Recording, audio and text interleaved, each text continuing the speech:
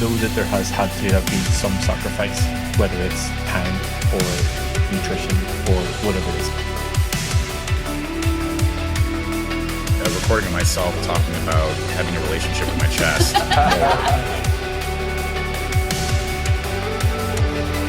I'm Ben Canning. I'm Dave Kennedy. And this is Hacking Hell Podcast.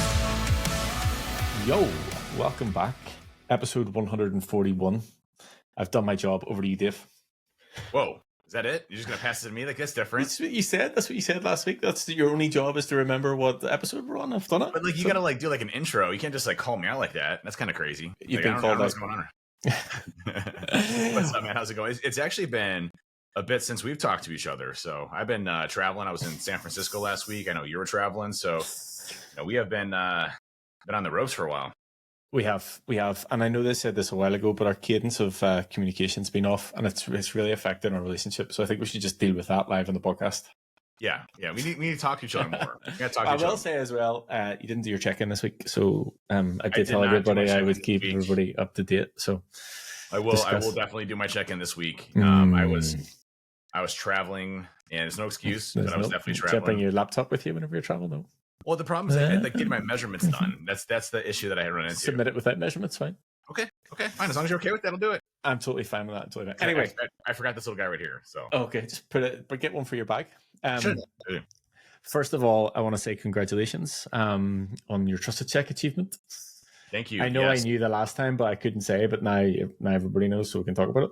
Yeah, thank you. I very, very happy and like was just absolutely blown away by it. I had no idea. It's so for those that didn't see it, TrustedSec was named #1 in the Forrester Wave Report, which is really kind of the gold standard for they do evaluations on companies and who's kind of like the leaders, who's doing the best, who's the most innovative.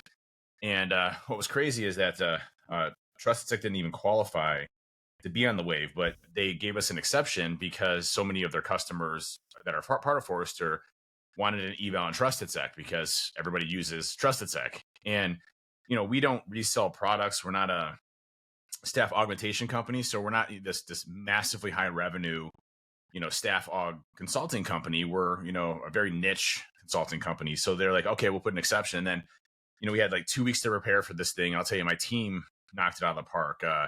Jessa, Chris, Martin, and LZ, and Ben and Rick Yoakum, they all just my team just all came together, and it was if you look like World War II, where the United States had to retool the economy for war, it was the same thing that happened. We had to retool for Forrester, and they were able to really, really knock it out of the park. And we felt pretty strong about it. Hey, I think we have a good shot at making the Forrester Wave, but we had no idea we were going to be anywhere near the top spot in that. And so, what was really cool about it was validating, everything that we're doing. We spend a substantial amount of money, time, effort on the research, giving back to the community, and making sure that everything we do is top notch and spot on. Whereas, if you look at the other companies, there are these massive conglomerate companies, but they don't nearly spend as much on R&D and things like that are out there. So we placed very high up in the top right as being not only a strong performer because of our customer base and population. By the way, they validate, they go through all of our customers, the work we do for them, they see everything, our finances, all that stuff, right? And then on top of that, to be considered a leader and forward thinking, and they really categorize us very strongly on our ability to take more of a threat-based / threat model approach to cybersecurity and kind of apply that to everything. So, it's definitely a vast and stark difference from TrustedSec in the basement of my house, 12 years ago to, leading the Forrester Wave in the very top right. And it's I remember when I first got out of the military, there was a guy I used to work with, his name was Ken, and he came from Ernst & Young and knew, Deloitte and, the Big Five, and knew the whole thing there, and ran, very successful business. And I learned a lot of my accounting and things like that, how to run businesses, from him. So, but I remember him saying, we want to be the McKinsey. That was always his thing, is we want to be McKinsey. We want to be the gold standard of consulting, which is McKinsey. And to see my name above the top right above McKinsey, I'm like, what in the hell? We're above McKinsey, the gold standard of consulting services, really? I was like, okay, well, this is cool. Definitely surprised. I actually, to be honest with you, I actually broke down and cried a little bit, not to get a little emotional, but I was just like, damn, this is this is great. So it's just a testament to, the customers we have, demanding that we, be on there. The team that we have is just second to none. Just so many good folks that work at TrustedSec that just do some amazing things. I mean, obviously a lot of them on the Hacking Your Health crew, and it's just some great folks all together that really are trying to make the world a better place, and that's really what we're trying to do. So, if you could pinpoint it to one thing, what's the secret of having such a successful company? I think the biggest thing is never faltering on your values of doing the right thing, like ever, like no matter what. That's like your North Star, right? Like it is always about doing what's right for the customer, but it's also what's doing right for your people, the culture and the company, protecting them, helping them out when they need help, and picking them up when they're down, or you look at so many companies, and there's some statistic I was listening. It was 60 Minutes, not the 60 Minutes TV show, but it was like more of like a conference, and there was a speaker there and was talking about over 70% of people dislike their jobs, and out of those 70%, 30% extremely dislike their jobs, right? Like hate going to work. And I hope we don't have those folks here, and we try to do everything we possibly can to not to, but it's creating a culture where people want to be there, they believe in what you're doing, and they buy off on that because it's legitimately true. And you basically are leading a bunch of great folks that all are destined to do great things, right? And I think human beings want to do great things. I think in our minds, we want to make an impact on this world and make it, at least most of us want to make it, better than when we got here, right? For our children and for our children's children. So I think, the thing that I could hit on is never wavering on core values of people and company, and always making sure that what we do is the best. Like, people don't understand that, people just think of a consulting company as a bunch of really smart people going out and doing assessments. What we've actually been able to build behind the scenes is really a well-oiled machine. I mean, we have, a dedicated project management team. We have a dedicated QA team that just reviews our reports to make sure that, there's great grammar. Because at the end of the day, our product is like our reports, right? We have an R&D team that's helping, do weaponization and tooling and research and defense for all of our assessment lines and services. We have automation tools that help write our reports for us automatically, not the narrative parts, but the tedious stuff like, this vulnerability does this and X and Y. And so, we've really made this a full functioning, business that is focused on quality first and taking care of our people, right? Well, I say take care of our people first, quality part of that, right? So I think it's just not wavering on doing the right things ever, even if it costs you more, even if it, is going to hurt your business or perceived to hurt your business, even if it doesn't give you the right value. Like, everybody's like, well, what's your ROI in helping the community? I'm like, I don't care what my ROI in helping the community is. Like, I don't care. It's the right thing to do. So my philosophy is, hey, I'm gonna help the community, and guess what? Maybe somebody appreciates that and they want to do work with us. Fantastic. Can I assign a dollar value to that? Nope. Don't care. And nor am I expecting anything from anybody. So yeah, I think it's just doing the right things, and good karma creates good karma. And that's ultimately what I think made us successful here. Good. Well, congratulations again. I felt like I know, obviously I can imagine the pride in you, but I had like a proud dad moment whenever you let me know that was cool. Yeah, it was awesome. Awesome. So, update on, I think today we'll just update on what's going on because we haven't spoken in ages. So we'll talk about you first. You are in a surplus. How is that going? Good. Very good, actually. I think the last time that we had a conversation, we said that we would talk about it because we hadn't actually decided, but now we've decided. So Dave is in a surplus against my recommendation, but here we are. Yes. Against your recommendations. However, it was the right thing to do. It was the right thing to do. It was my decision that it was the right thing to do. And I appreciate listening to me and being able to let that. I think a couple of the biggest things. One, I had just gone through a cut, right, and it wasn't as successful as I like to, but it wasn't bad. And I definitely faltered a number of ways, but I think a strict surplus is what I needed to kind of get back on a track. So like right now I'm tracking all my calories. I'm hitting my macros and goals, definitely, focusing on, protein centric. I'll tell you, I've actually, how you get like you get complacent in like how you eat, like you eat the same things like over and over and over again. You don't really switch that. I felt like I had to make a switch. So I've been like really like eating a lot of different types of foods. So like I actually went and got keto bread for the first time. And it's actually great. It's like, it's like 10 grams of fiber, like 8 grams of protein per slice. And it's like 80 calories or 30 calories or something. It's like 40 calories. It's like 40 calories. So 2 slices, 80 calories. I throw some chicken breasts on there, right from the deli, not processed, just straight chicken breast. Throw a couple slices of cheese on there, throw some beef on there, whatever I want to do. Throw some, and I got like a 450 calorie, like 90 grams of protein, sandwich. And I actually you're just eating sandwiches all day. You're just eating different types of sandwiches all day. I have a newfound love for sandwiches. I've been eating these like crazy. I just had one. Like, I literally just finished up one. I was like, and I had that for breakfast. I'm not gonna lie. I had one for breakfast as well. So I'm sitting at like 150 calories already. I'm like 2 meals in. I'm only like 1,000 calories in. It's like all protein. It's great. So I also have my 2 gushers in the morning, so I can get the pre-workout going. But it's honestly been fun to kind of play with different things I normally do, because I was so used to just eating so many high calories all the time and kind of being refined with it. I'm being very strict in what I eat. In fact, even if I have the calories, I'm not going out and getting ice cream or things like that. I'm really actually focusing on just really good quality food, whole foods, as the main thing, which has always been a staple of what you talk about, right? You always say, was it the 80-20 rule or 70-30? 80-20. Don't be going to 70-30, taking a piss at that point. I was trying to push it to see if I could get there. Like, I'll say 50-50, whatever. I think you said 50-50 before. It's been actually really good. And I will tell you, from a strength increase perspective, definitely noticing some substantial gains. In fact, I had somebody tell me the other day that I'm looking much bigger than the last time they saw me. So I was like, oh, hey, this is great. I love that. Nice. Yeah. And good. I had and I was walking this. I don't want my head to get too big, so I'm not gonna like keep repeating these. But I was walking into this. I was flying back from San Francisco. I was in San Francisco last week. This is Saturday, so the Saturday I was flying back, and I'm getting onto the plane, and there's a United person checking in, and it's funny because it was kind of a spur of the moment. I was supposed to leave like late at night that Saturday, and so I was going to do a red eye, which got me home at like 7 a.m. and then I was going to go straight to like paint airsoft, and no sleep whatsoever.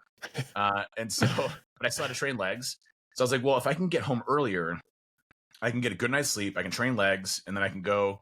Airsoft, I could do airsoft first and then go train legs, but I'd be fresh, right? I'd be nice and rested. So I was able to change my stuff around, and it was just like wine tasting and things like that. So I left early for my company event, just so I could get an airsoft and leg. Priority first, and so I fly back, and as I'm going to board the United check-in, the guy's like, "Hey, what sports team do you play for?" I was like, you know what? Thanks, man. Like, I appreciate that. I know you're just joking, but you're letting me know my stature is pretty good, So I was like, thank you very much. So, and I was wearing the BC training. Nice. That's my travel sweatshirt. I travel with that all the time. Good. And representing worldwide. So, but I'll tell you that the surplus has been good. The strength games have been absolutely amazing. I'm feeling great. I've really locked in a lot of, and I've been trying like new things. Like I mentioned last time on the podcast, I had done the PEMF bed. I really do. I'm really starting to become a believer in weird stuff now, I guess. So things that I would have thought are like hocus pocus, like the red light therapy, and like minus cold plunging. Cold plunging is still a bunch of bullshit, but just kidding. It has benefits, but it's dude, cold plunging must have came up 15 times in the past 4 days for me. People are like, yeah, so what about cold? Like, I'm sitting at the dinner table with a bunch of chief security officers, and we're talking about hacking your health and new supplements line, and like IMHRT and all sort of stuff. And everybody's like super like into it, and they're like, oh my god, yeah. So about cold plunging, let me tell you about cold plunging. I'm like, no, yeah, I'm listen. I'm like, can I get another wine, please? Another wine, like give some straight bourbon, please. It's gonna be a bit. The real curveball, or the real cliffhanger will be Dave is going to come out with his old cold plunge bath line. Premium cold plunges for sale. Premium cold. I'm gonna see what I'm gonna try to do is try to engineer how to get the same benefits of a cold plunge without having to get in cold water. So, it's like some concoction of mixture of minerals. It's gonna do the same thing. Good. But no, I will say, like it's been great to be able to lift heavy again, and the training program that you put together has been awesome. Really enjoying it. Although I deviated a little bit yesterday, as you probably know. It was one of those days where I was feeling really good, and I just wanted to try some heavy deadlifts. So yeah, it's funny that's always the thing that you try, isn't it? It is. I have listen. I can imagine you like looking at the plan and being like just looking at the bar and be like, no, don't do it. This is actually the first. Since you gave me the training program, this is the first time I've tried heavy deadlifts. This is the first time. So I've been and I will not be doing heavy deadlifts next week. I will be doing exactly what the programming says. I just, I was kind of crunched on time. I was like, I was feeling good. I'm like, I'm gonna see how good I can go for this. So I went for it. Hold on, you were crunched on time, so you did the thing that actively takes you the most time in your sessions. Let's not get into everything here. Like that's just the way my mind works. I'm like, well, I can get the deadlift in, all right, and then I can get some squats in, and I'll be good. I actually did not get calves in, which I'm a little bit bummed out. But Same, I missed that. I missed it again, unfortunately, for the 10th year in a row. So all in all, anyway. But everything's going good. I feel strong. Like my recovery's been great. And I'll say that the PEMF bed, I've been in the green zone for like almost every single night that I use it, which is crazy. Like even if I normally if I have like like a glass of wine or something like that, I notice my recovery's off. I'll be like at least in the yellow zone if I'm really doing it, which I don't drink that much anymore, but I'll be in the super red, right? I noticed that I'm in the greens, even if I have like a glass of wine at dinner, which, again, it's pretty amazing. So definitely works. Recommended. Would recommend it. Yeah. 20 minutes. There's 4 frequency ranges. The upper 2, like 2 and 3 are used for, if you want to like more clarity, focus, and energy throughout the day. So if you like are feeling like real sluggish in a day or just like exhausted from like technology, you hop on that and it's definitely helps out with like mood, focus, clarity, energy levels. The 1 and 2 are really focused on sleep. 2 is more of the REM component of it. 1 is more of like the relaxation and recovery. I use the 1. I'm basically it's like this little mat. I just hop on my bed, 20 minutes before I go to bed, hit it real quick, do 20 minutes on it, shut it down because it only does a 20-minute sequence. You can actually let it run all night if you want to. If you want to sleep on it, it'll run every like hour for 20 minutes, and I might want to give that a try just to see what it's like. Interesting experiment. Yeah, for sure. It's kind of like a hard like surface, so I don't know how that would go, but not exactly comfortable. Not exactly comfortable. Yeah. How things going with you, dude? Good. How's the cutting, by the way? Good. 6 days in, so still going strong. I will say today is the first day I'm a little bit hungry today. So to catch everybody up, is it food channel? No, actually, I haven't done any cardio, so that's why I haven't watched the food channel. So I decided for 2 reasons. Number one, because I'd been traveling so much, and I literally, and this is going to sound like spoiled child syndrome, but I was eating out quite a lot because I was traveling quite a lot. So I was eating in restaurants quite a lot, which great, enjoy, I love food, obviously. But I wanted to sort of just bring myself back to normality. And I had a couple of weeks at home before next travel. And I was going to run a bit of a mini cut just to, number one, tidy myself up, feel good for Orlando event. But also a little bit of prove a point to everybody, because I honestly, at least once a day, somebody will say to me, I can't hit my protein target on such low calories. So I put my calories relatively low, 1900 calories, and I'm eating, my goal is 200, and I've exceeded it every single day. I mean, I'm only 6 days in, but to prove a point that it can be done. So I started a thread on Twitter, and I will say this as well. It's kept me a little bit more accountable because I'm posting all my sessions, all my meals, my what workout I'm doing, and then what the update, the morning weigh-in is doing. So I've lost 5 pounds in total in the past 6 days. It was 6 pounds yesterday, but I had a little bit more. I had pizza yesterday because Harper wanted pizza, which is fine. Accounted for. I made it, so it's good. That's a pretty significant amount of weight loss in those few days. And I know rapid. Yeah, I know. You know what my superpower is? Rapid fat loss. Whenever the time comes, I just know how to send it. You're a machine when it comes to you know how to prep for anything, and especially the cutting thing. You're a master at this. It's literally a flip of a switch for you, and you just go. It's been good as well, because it's sort of I've been, like I said, I've been posting every minute. I've had good feedbacks from clients and stuff, and I think it's been beneficial for them just actually seeing how to eat. I don't overcomplicate it by any stretch of imagination. It's not I'm not eating these wild meals. That is pretty consistent of either some sort of protein, as in chicken, beef, or prawns, maybe some Greek yogurt in there, and then just rotate through have a couple of eggs or rice or pasta or whatever. I'm literally just keeping it simple. Oats have been reintroduced. I hadn't had those in a while. Hot oats, right? No, I grew up absolutely not hot oats, which have been great as well. I hadn't had those for a while just because of the way my training schedule was and where calories were. So long story short, cutting phase is going well. I would expect, I said at the start, I probably would like to lose between 8 and 10 pounds. I would honestly think I'd probably lose maybe between 12 and 14, just at the rate that it's going at. So yeah, long story short, good. Gym sessions are good, doing about 45 minutes to 60 minutes. Took a rest day yesterday. Yeah, absolutely no complaints. I think that I enjoy the cutting phase because of how rapid I can see the results. And I'm I guess the sort of next stage for me will be then moving into maintenance phase and then moving into surplus, which I'm excited for, because if I get myself lean enough, I'll have pretty much until the end of the year to really push things in terms of a surplus. Yeah, I think for us, goal was for me to kind of push us into July and then start the cutting phase getting into July. We're doing this in opposition now. You're going to be moving into a cutting phase, and I'm going to move into surplus. So it'd be good to sort of see how the narrative is changing it. Yeah. And, I figured by the time I hit like July, August, September, I'll be lean, nice for summertime. And then from there, try to push it again through winter and see how big we can go. It's interesting because, like with the surplus, we've been going very methodically with it. And what's, you had noted that my weight was kind of fluctuating quite a bit upward at first, and to keep an eye on that as we went along. We didn't want to push too many calories. If we needed to reduce them, we would. What's nice is like I feel like when you start eating like the right foods again, you're doing the right types of things, the consistency, tracking, all of that stuff, right? Your body kind of goes through like a period of adjustment. So like I kind of spiked up to like 243, 244, and then I think I hit like 245 one time. And then I dropped right back down, and I'm down to 240 right now. So like the weight has definitely gone back to more of a consistency. So the past week I've been in the 240, 241 mark, and that's been really good. And I've noticed that my strength's still going up, and I'm starting to get a little bit more leaner, in the stomach area, and noticing more visible abs. So it's just that balancing of things that I need to see. Actually, when I had a little extra mustard right there from the sandwich. On my shirt. I think the thing, like, I know it's quite, and again, like I've fallen into this trap many, many times. Whenever you move into surplus phase, it's quite easy to think it's just party time because you have all these calories and you can just eat whatever you want. And to an extent, you can. But again, I'll quote tell me because I literally said this quote on the group call earlier on.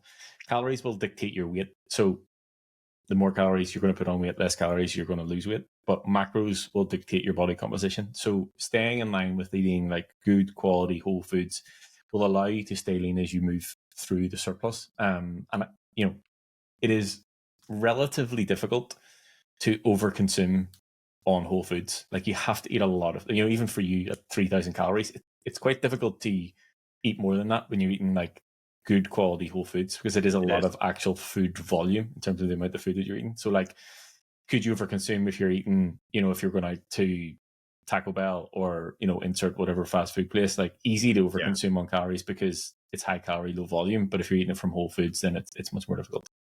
That's the thing. It's like, when I go to the grocery store now, it's really trying to pick out like the things, like I've been getting a lot more fruits, more veggies. All of the blueberries. A lot. Definitely in the Huberman lab, Andrew Huberman side of the house of eating like 1,000 blueberries a day. But they're so sweet and tasty, and there's like no calories to them. I mean, you can eat like massive amounts of those and not ruin yourself. And the combination of the dietary fibers and the sugars are great for a nice balance of energy as you're going through. I should probably eat those before working out than the Gushers, but Gushers are only 90 calories, so it's like not that big of a deal. But I will say as well, for anybody listening, like, really challenge yourself, because I noticed the difference in this as well. Like I said, I was doing a lot of travel and I was eating out a lot. I didn't eat like a total asshole, but I definitely wasn't like in the 80-20 rule. Like if you eat good quality, nutrient dense whole foods for a week, I can almost, I bet my hat on it that you will feel better by the end of the week. Like if you eat good foods, you will feel, if you eat well, you will feel good. Like it is as simple as that. It's interesting. Like even when I was going out to eat, 2 of the nights I just had, salad with extra chicken on it, I didn't go for my normal, type of thing. And then, when I go to, Aaron and I went to Fleming's last night as a date night, 'cause I hadn't seen her in like a week. So we were like, kids, you get Chipotle, we're going on a date night. So, and I ordered the exact same thing every time. And so I always I start off with some oysters. So I get like 6 oysters, and it got to do with the cocktail sauce and horseradish. I don't know what the hell that vinegar stuff is. I don't know why people love the vinegar thing. I can't do that. I just not great. Then I usually get like a French onion soup. I skipped the French onion soup and got a salad with some chicken on it. And then I did 8 ounce filet, nothing else. I just straight up filet, and that was it. That's my meal, right? And I'm looking at total count for there. It was like, I don't know, 85 grams of protein, in one sitting, and burned through maybe 600 calories or 700 calories. So it was so easy when you're out, though. Like, and again, I'm not here preaching, like, but whenever you're out, I get so excited by the menu. I'm like, oh, I just want this and I want this and I want this. So it's easy to take the piss with things. But again, if you go like, I can eat this, I'm still going to feel good. Yep. Like I know whenever you go out and you overconsume, like there is that like sluggish feeling after. But if you go out and eat a good meal, you can still go out, you can still stay on track with your goals, and you can still feel good. Wine has been a problem of mine as of late, not in a bad way, but like I do enjoy some wine now. My CEO of Binary got me into wine. I bought this. You need to cut him off. He's not a good influence if we're talking about environment, the people around you. You cut him off. No, he's a good dude. I'll take the wine as a side as a weakness, but that's fine. But we were at this winery, and it's his favorite winery, which is called Camus, and it's like a famous Napa Valley winery. And we're there, and I'm looking at the bottles of wine that I'm going to go buy, and they ship them back for you. And there's a friggin' 9-liter bottle of Camus. It's like this big. Oh, notice my little. Yeah, you can see that. Looks like you've got shot. Airsoft definitely did not dodge that one. And so this is like literally this thing's 9 liters. It weighs like it's a whole case of wine in one bottle. So it weighs like 100 pounds. And I'm like, I absolutely have to have this. And so I have no idea where it's gonna go, when I would ever drink it. I mean, how do you drink 9 liters of wine? But at that time, it seemed like a really good idea after drinking like three glasses of wine. I was like, this is the most amazing. Exactly what I need. This is exactly what I need. Like, Aaron's gonna think this is the best purchase ever that I've ever had in my life. Good. So next week when we have the podcast, there'll be a 9-liter bottle of wine. 9-liter bottle of wine just behind you. Mistakes were made. It's good. In the same retrospect, though, I mean, like the wine thing, I think as long as I'm actually like crying from laughing, the wine thing every so often I think is all right, but I'm incorporating that into my macros. I'm not doing it every night. I'm being very balanced with it. I'm only having a glass, if not 2 at the very max, and I'm done. Like, I don't like that feeling. But I will say, plus, it's made from grapes, which is a fruit. So essentially, it's a health food. Yeah, it's just like health food. It's just you're just the fruit juice. Yeah. But I think I did mention this on a podcast. But one thing I noticed when I was going to work out is whether it was like HIIT training or working out very intensely in the gym, is that after the workout I was exhausted. Like I was like I could literally go back upstairs and sleep for like another 2 hours to recover from the workout I had. It was that type of tiredness, And normally, most folks when they get done working out, they're energetic, right? You have that dopamine hit, you have that energy level. And I couldn't figure out what was going on. And so I found out that by stacking like some simple carbs before I work out has made a huge, like massive difference in my energy levels. And it definitely has to do with my glycogen stores being, completely depleted. Because when I go out, as you know me, I go all out and I deplete everything I have. Like yesterday's leg workout, I literally like this is one of the worst ones I think I've ever done. Because I literally got halfway up the steps and I sat down and I waited 10 minutes. And I was like behind, like I needed to go to Fleming's with Aaron. And I was like, I can't do it. Like my legs were like this. They're like, how they do like the like my glycogen stores, there's nothing. But I noticed that if I do those intense workouts and like HIIT training, I'm obviously trying to beat the person next to me. I'm running all out at 12 miles per hour. I have these massive dips in energy levels. And just by eating some simple carbs beforehand, I've noticed 2 very specific things. 1, I can work out harder, and 2, I don't get the crash that I did before after that because I'm able to recover those glycogen stores much quicker. So, if anybody's like really struggling with energy levels, I was a big advocate for fasted, especially HIIT training, and if it was in the morning for lifting, I would do fasted lifting as well. And I've just noticed that by you can obviously use like dextrose, you can use very easily absorbable carbs, or if you're doing it like an hour before, obviously an hour and a half, you can go the more complex carb route and get more of a cleaner burn. But you need carbs to really kick that process in, and to also replenish the glycogen stores that you have afterwards or while working out.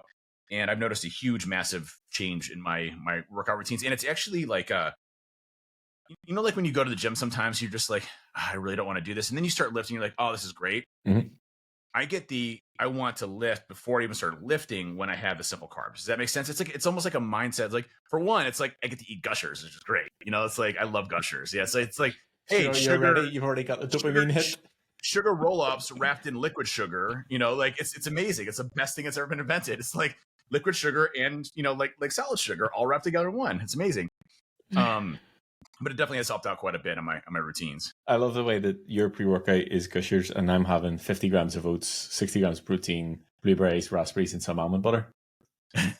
Yours sounds a lot better than mine, personally, just to be honest with you. Well, I guess the thing about it for me is you get the sort of benefits of like faster acting carbs from the fruit and then the slower acting carbs from the oats. So I get the benefit of both. Well, I mean, and obviously, you don't have to do gushers if you don't want to. Honey is a great. We can't get them over here. Can't get them in fucking UK. I'll ship you a bunch of gushers. Man. You're gonna get like 600,000 gushers. I'm gonna give you 9 liters worth of gushers. I'm gonna put them into 9 liters of bottle. Pour the wine out. Fill pour the wine out. It's just gonna be like 10,000 gushers. Go through customs. The guy's like, is the guy sending 10,000 gushers in a 9-liter wine bottle? Like, what in the hell? What's the story behind this? Like, customs is like, I have no idea what's going on right now. Probably drug. Actually, speaking of packages, I bought you something this morning. They're going to send to you to try it. It's not drugs. It's protein. Oh, sweet. Awesome. I don't think you can get it over there, so I'll ship it tomorrow. Heck yeah, man. I always like protein. So. Yeah, I love protein too. Protein. So yes, I want to give it a little bit update on We Hack Health and what's going on, because I feel like there's a lot of stuff that goes on the inside that I don't share. And I've just actually wrapped up, and I do realize it's 6 days late, but I wanted to change the design of a few things. So this month, we have the normal monthly expert calls. So Sean has done his at the start of the month. Kira's going to do hers. Lorena will do her. This week, and actually, I don't know if you're available, but I would recommend being available. Ali Gilbert's going to come on and talk about testosterone and male hormones. I sent you her Instagram. She's a badass. So she's coming on the experts call this Thursday. And then Kieran, that we had the podcast with a couple of weeks ago, he's coming on the 30th. He specifically asked me when we get off the podcast, could he create a training specifically for the team? And I was like, I mean, absolutely fucking yes. So he's coming on the 30th. I think that'll be cool as well. We do have the usual Wednesday and Monday calls, and then we have our Orlando event, which is the 22nd to the 26th, which is going to be cool. I'm speaking at a conference on I think it's the 19th or the 20th, which again will be cool. And I have a couple of I guess virtual speaking events just to spread the word about We Hack Health and what we have going on. So that's literally just me. I put that into a infographic, and I was like, fucking hell. Like, you know, whenever you don't really pay attention to what's going on because you just sort of do it day by day. And then when I looked at like everything that was happening this month, I was like, holy shit, there's lots of stuff. So thought I would share that. We have started onboarding clients again. So we had a couple of clients start last week. And if anybody's interested in joining the team, you know what to do. Contact Dave directly. He'll put you into Dave's DMs on Twitter, and he'll deal with it. That's absolutely right. Do not do that. Oh, go for it. You're not gonna get a response back. But yeah. Well, it's cool. Like, I mean, you got so many different things going on with the Hacks crew and everything you've been focusing on, and kind of the core of the group and the team and what you do. I think is really awesome. Again, the experts, I'm definitely gonna be there for Thursday, so I'll have to get that on calendar. I will be in San Francisco again at that point in time. However, I'm only going for a day, so I actually have time to go. It's like I'm doing a speaking thing and flying back, so I have plenty of time to actually go again. Cool. You just want to go back to the United guys, and that's so he asked you what that's the only reason. I literally booked a flight. I'm like, hey, when's Thomas? His name's Thomas. When's Thomas going to be in the front gate, and what gates will he be working? Like, where are the flights going, and how can I see him again? It's to go to like China, and I literally just I'm like, all right, I'm flying to China. Here we go, just so I can check in and be like, hey, you know what? Hey, it's you again. I'm on that sports team, remember? Yeah, I'm the sports guy that you spoke about last week. Yeah. He's like, oh, exactly. He's like, oh, you. No, I was talking to the guy behind you when you were walking. Like, shit. But it's awesome where you're heading with all that. I think the Orlando event's going to be amazing, and obviously, I've been a member of you for over 3 years now, right? It's been over 3 years, right? Yeah, I think 3.5 years. Yeah, and what a ride! It's been cool to see. It's been a ride. It's been it's been cool to see the transformation of you and the team and who've been able to add and the folks that continue to be there and folks that get added every time. It's just awesome, and it's crazy. Almost every single person I've seen go through the program, their life has been monumentally impacted every single time, in a positive way. Because of it, you're more than just a coach with fitness. I think you're more. The best word is a life coach, because I thought we don't like that term. Did you say last week in the podcast you don't like life coach term? I like life coach. Okay, we'll go with that. Change my bio. Well, I think because like there's such that mind body connection that you have to have the right mindset, the right belief in yourself, and that confidence in yourself. And so there is an aspect of you have to be the person that helps get that person to that journey. Because it was just, fitness and nutrition. Well, great. Hey, here's your macros. Here's what you got to do. Here's your training program. Good luck. That's not what you do. It's instilling the foundation, giving people the confidence, celebrating the successes, giving them the right tools. And then from there, helping them through that journey of trying to figure out, how to be successful with it. And there was a Sam Sulek video that I watched recently. It was a very motivational one. I thought was kind of interesting. And, he said something that was kind of cool. It was like, he's like, I like being big. You know why I like being big? It's because no one has given me that. Mm-hmm. It has been something that I've had to work every single day for, grind for, that isn't given to me. It's not like going out and buying a Porsche where you get immediate feedback. It's not like going out and buying a, like a wicked ass car or a massive house. It's something that you had to do for yourself and grind out that you can appreciate and others can appreciate, because it just doesn't randomly get there, regardless, obviously if he's, not natural or whatever, but it doesn't magically pop on there. He's in there grinding his ass off every single day at the gym to get to the physique that he wants to, and the desire he wants to. And he looks at that as an accomplishment in his life and what he's been able to do, because it's the mental aspects of having to get up every single day to go and do it. It's the overall well-being and feeling that you get of accomplishing something for yourself, and it's also the discipline that it instills in you as you go along. If somebody has a nice physique and you can tell they're muscular, you immediately assume discipline. I mean, do you agree? I mean, if I walk 100%. In, I see a guy that's confident, he comes in and walks in, and someone actually said this to me the other day. I was at the CISO event for Binary, and he's like, dude, his name was Scott, and Scott comes to me. He's like, dude, I met you. He came to the event last year as well.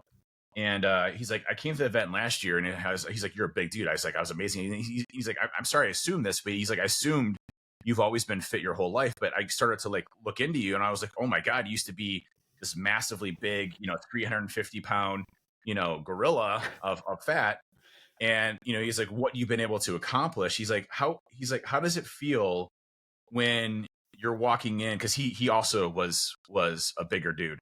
And he's like, how does it feel walking in where you don't have to worry about, is your ass crack hanging out because you're so overweight, or your clothes don't fit right, and you're always self-conscious that your fat's hanging out, of your stomach. And again, I'm not knocking anybody on, like everybody comes in different things. That's how I was. I used to walk into rooms and I'm like, oh, they're looking at my stomach, they must notice I'm big, or, hey, my shirt doesn't fit me perfectly, and you can see the fat hanging out the sides of it. I'm always self-conscious about myself.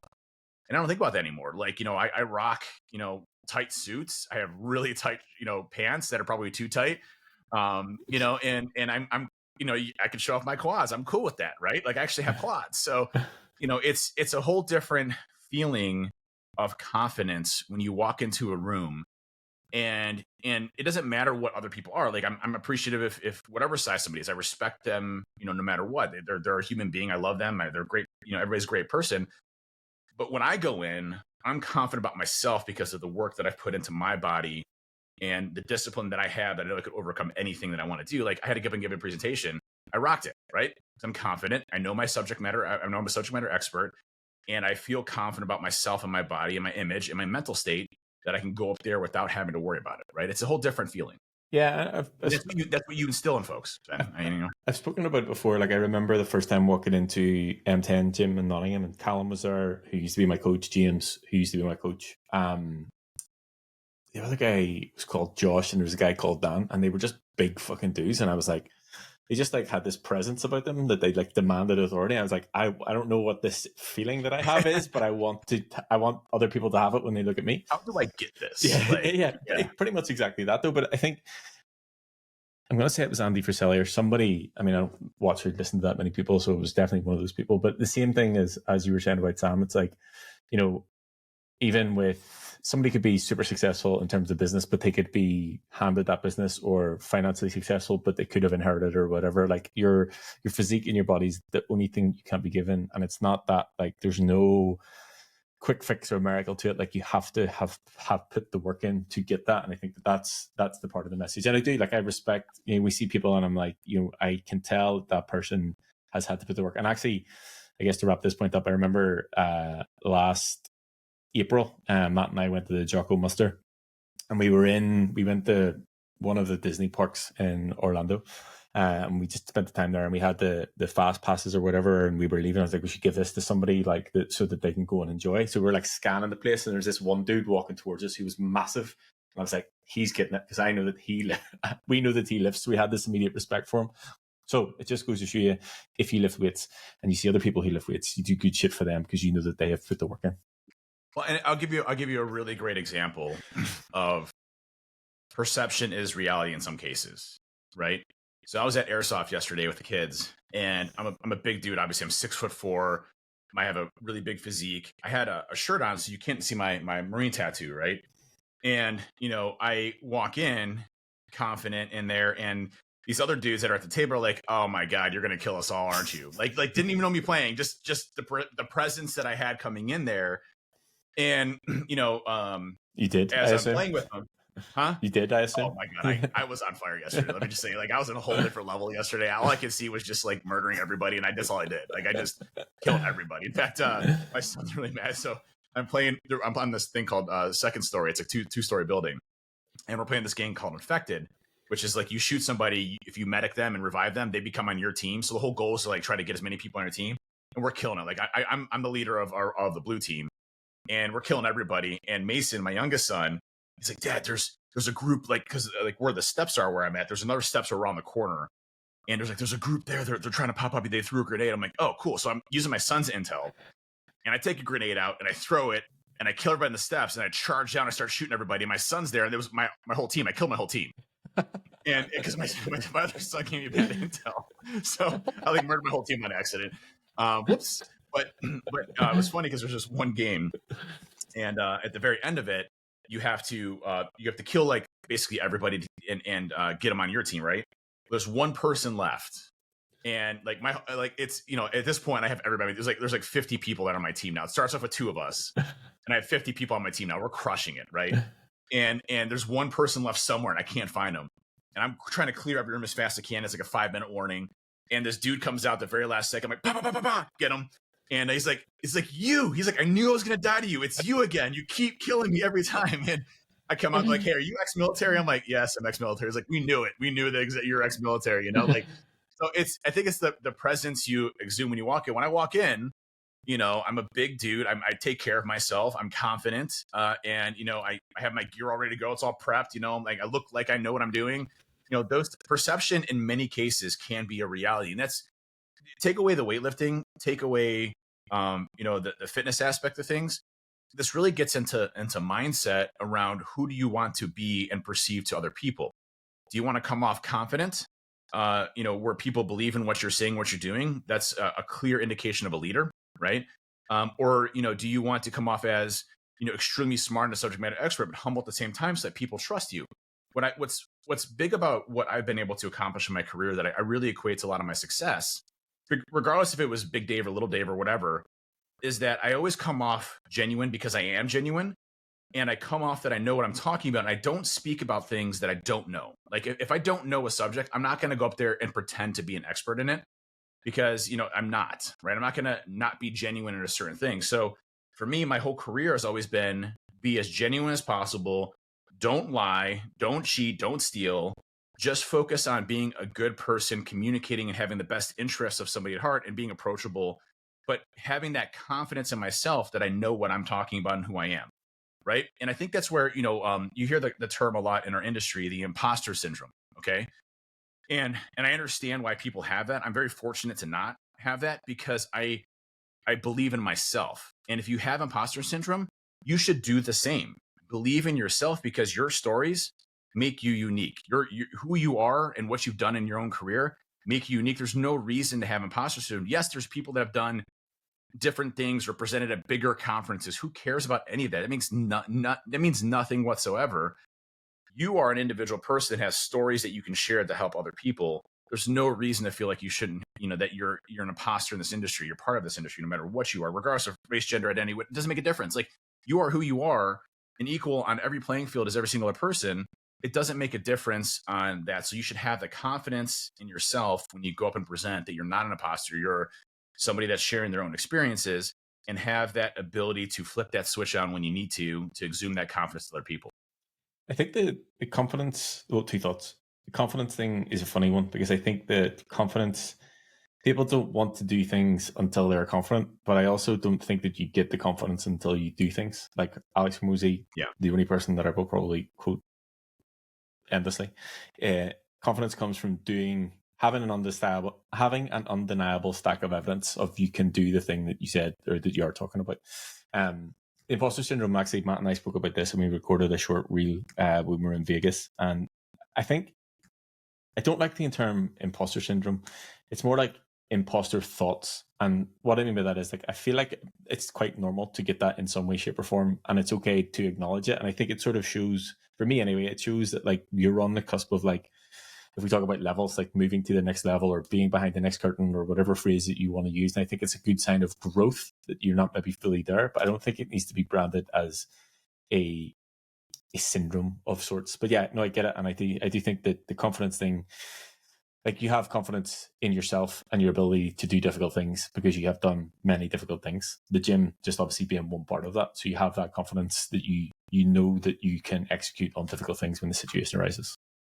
Yep. And that's I do agree that you have to put the work in to get there, right? And it's not just, and that's with anything. But you're confident in, like, you talk about being a subject matter expert, like, you're confident what you speak about because you put the work in on the other side. If I put you on stage 100%. To talk about something else, you wouldn't be confident because you don't have a fucking clue what you're talking about. So it's like, it comes from putting the work in initially, and that's what gives you the confidence to then speak about it or do it or share your knowledge or whatever the thing is. Well, it's like weightlifting. When I get somebody that gives me form feedback that has never lifted, 50 pounds. We don't need to go there. No, we don't need to go there. Like, I don't. Maybe he's got one yesterday. He's like, arch back. I'm like, shut up, man. Let me see your 525. Let me see your 5. I'm gonna drive over to your house and beat your ass. No, I'm just kidding. But I got an arch back comment. I'm just blocked them. But it's crazy where people have a. What happens? So let's talk about that situation. What happens if someone does give you form feedback and you do reply, let's see, you're 525, and they have a fucking absolutely bang on perfect deadlift? You okay? Fair enough. I would take advice from him. I'd be like, okay, listen, I will listen to you, okay? Because you obviously, but again, it comes down to variables. Like, are you 6'4"? Like, I literally have to bend over to pick up the bar because I'm so high from the ground. Like. What you should just do is below it, just insert a deadlift video of Helmy doing a deadlift. Like, you think that my form's jacked up? Watch this fucking guy. Watch this guy deadlift.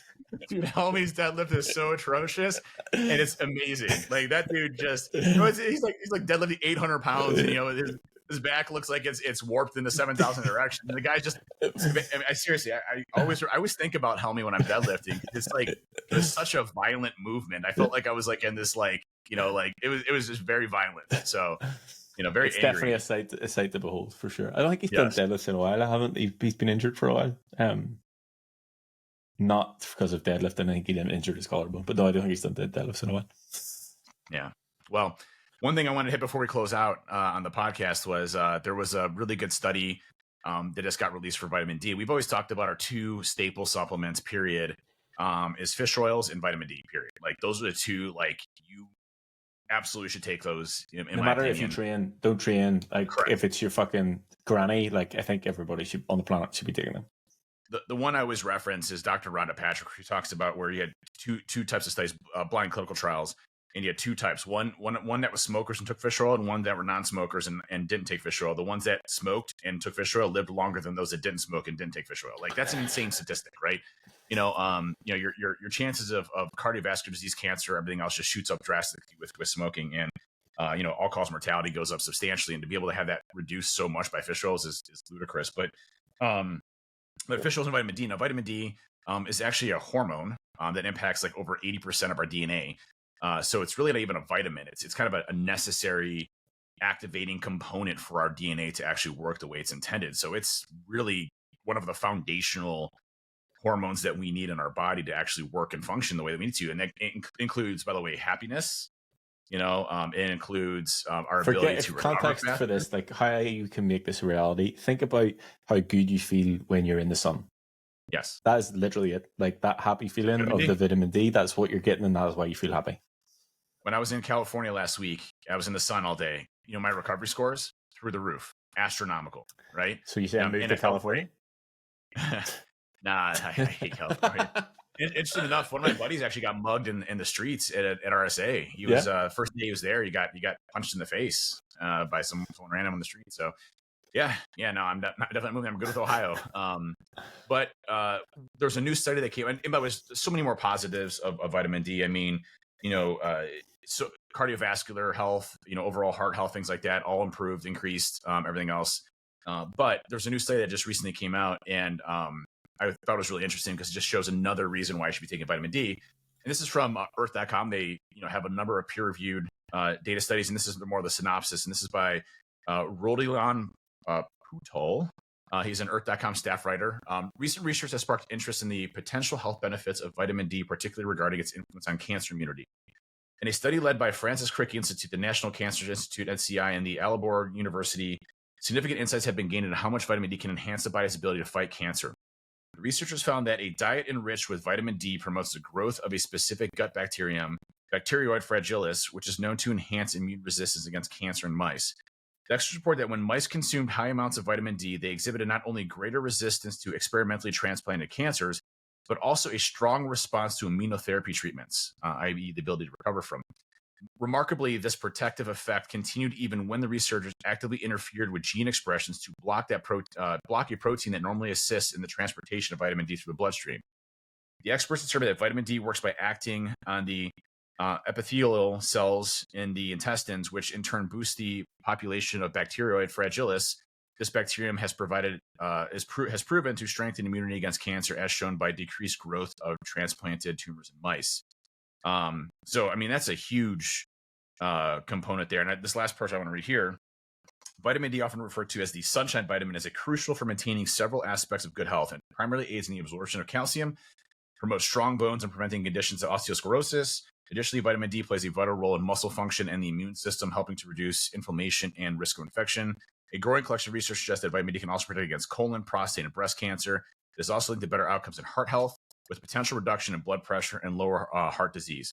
Last paragraph. Moreover, vitamin D may influence mood regulation and has been associated with a lower incidence of depression, ensuring adequate levels of vitamin D, especially in regions where limited sunlight can be essential to mental and physical health. Huge. Again, showing massive protection, even when you have cancer, to actually fight, cancer itself, as well as a massive preventative mechanism. So keep those vitamin D supplements. I found that about 5,000 IU, a couple of K2 is the pretty good dosages for me. And I get macro and micronutrient tested every 6 months just to kind of look at my levels, vitamin D levels, things like that. And seems pretty good. I was definitely riding too much vitamin D. I was taking like 20,000 IU a day. That was too much. Definitely don't recommend that. But about 5,000 a day has been good. 5,000 to 10,000 usually seems to be the pretty good sweet spot. So now you know how much not to take. Definitely don't take 20,000. I have a question for you, and I told everybody on the group call earlier I would ask you to see what your response was. Person A and person B. Person A is consuming 2,000 calories with 200 grams of protein. Person B is consuming 2,000 calories with 100 grams of protein. Who is in a greater deficit? Who is in a greater deficit? Mm-hmm. It's a variable. What's the weight? Everything else is the same. So like two people exactly the same. All other variables taken care of. The only difference is one's having 100 grams of protein and one's having 200 grams of protein. So the person with the 200 grams of protein would be in a greater deficit. Good. Yeah. Why? Well, protein's much harder to convert to fat storages, so you're burning more calories as you eat the protein. Plus, if you look at the calorie counts, I'm assuming the other calories are split into carbohydrates and fats, which more in turn have higher level calories put into them. So mostly it's going to be the burning, the thermogenic effect of proteins. So I put it into the chat. I assumed that you wouldn't have seen it. I put it into the chat on Saturday and give a person A, person B, and then remain the same. And it was interesting to see like people's sort of thought process. So I was on the call earlier and we just sort of talked through. I went through everybody to get what their thought process is. But yes, you're right, because of the thermogenic effect of food, essentially, and it is marginal. But over time, it would be person A with the 200 grams of protein would be in a greater deficit because you burn anywhere between 25 and 30% of the protein consumed, of the calories consumed from protein. Yeah, and then converting that even further, like if you take let's double click on this. Just no, I'm okay, man. Thank you. Never say that again. I was too good of an opportunity to pass. So if you look at the calorie conversions for fat is basically a 1-to-1, right? So for fat that you don't consume, it will immediately go into fat storage, right? And then for carbohydrates, it's like 70% of carbohydrates can be converted to fat storages. So your most of your carbs will convert over to fats if you don't use them. However, protein, it's like 5 or 10% of that could be converted to fat. It's a very tough process. And so if your body doesn't need the protein, could it potentially be minimally put to store, fat storages? Yes, but it's most likely not going to happen because it's going to use those excess, calories or move them out because protein is going to be, especially if you're doing like weight training, things like that, it's going to be needed across the entire day of what you're doing. So you have the thermogenic effect of that, but you also have the conversion ratios between carbohydrates, fats, and proteins, whereas protein is very difficult to convert back to fats in your body. So, that's why you see protein-rich diets typically have a much larger impact on weight loss than those that are, predominantly carbohydrate or fat-based in general. So, same thing, obviously, you can say the same thing for like keto, turning your body into ketosis, and having ketones in your body that turn your body into essentially a fat-burning machine. That's fine if you're not overloading the system with too much fat, which still can be converted into fat stores, which is why, like with something like keto, like a keto diet or any type of diet you have to be really careful the amount of calories you're bringing in, because you can definitely not lose weight. You might be a fat burning machine, but if you're only burning 2,000 calories of fat and you're eating 3,000 calories of fat, that extra 1,000 calories doesn't magically get burned up by the ketones. It gets stored into fat for later on. Unless they are raspberry ketones, then you're golden. You can eat whatever you want. That's right. Actually, so I'm not going to lie. I should get the bottle right now. I got this new stuff. It's called Ketones IQ. I'm trying it out, but I did do some research on this, and ketones are a different pathway for energy production in your body if it's needed or necessary. So I actually tried it yesterday during a workout, and so I took a little bit of simple. It had some Gushers, and I also used some of the Ketones IQ because it's two different energy sources that I can use for a workout.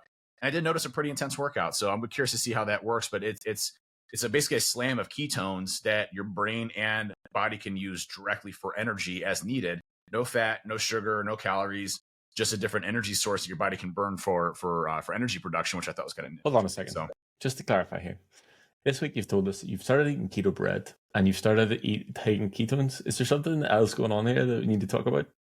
Listen, so I'm fully keto at this point. No. After 3.5 years, I think we've come to a conclusion. You've seen that? You've seen the meme? It's like, brother, Anyway, to wrap up, eat your protein, take your vitamin D supplements, and don't do keto. Don't do keto. Keto's bad for you. See you next week. See you next week.